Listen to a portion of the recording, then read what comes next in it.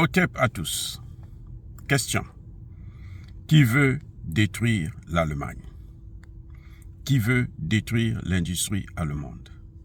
Qui veut affaiblir l'Union européenne? En tout cas, ce n'est pas l'Afrique.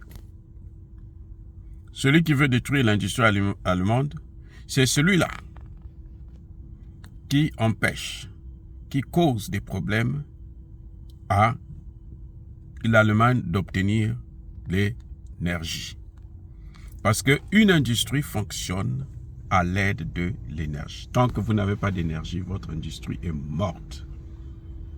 Et l'Allemagne, c'est la plus grande industrie de l'Union européenne.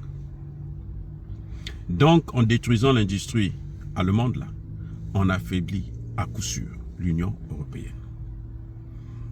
La Russie avait de bonnes relations, a toujours eu de bonnes relations avec l'Allemagne depuis le temps de l'ex-URSS.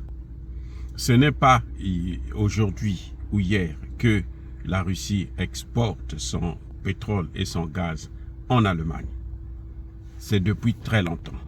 Le Nord Stream 1 là existe depuis plusieurs années.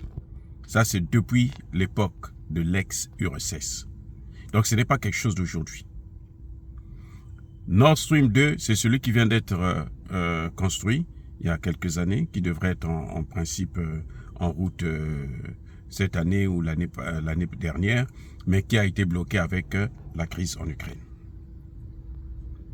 Et qui a saboté Nord Stream 1 et Nord Stream 2?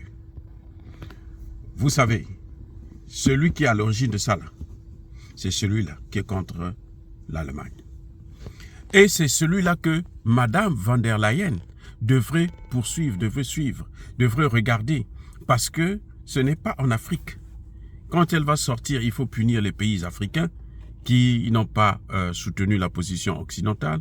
Il faut détruire depuis quand les Africains pensent par eux-mêmes. Toutes ces choses-là, elle est complètement hors sujet. Et ça ne m'étonnerait pas parce que c'est une voleuse, je le répète et je le dis. Elle a été, elle a eu des sérieux problèmes quand elle était dans le gouvernement allemand. Et pour la recycler, on l'a amenée donc à l'Union européenne, là où elle se fait la pluie et le beau temps. Et aujourd'hui, elle a même des problèmes dans le dossier des vaccins avec, je pense, Pfizer. Parce qu'elle devrait signer des contrats qui ne devraient pas être signés. Elle avait l'information que les vaccins n'étaient pas encore certainement vérifiés, comme expérimentés et autres. Donc, elle est tombée dans l'illégalité. Bref, sans problème, ce n'est pas avec l'Afrique.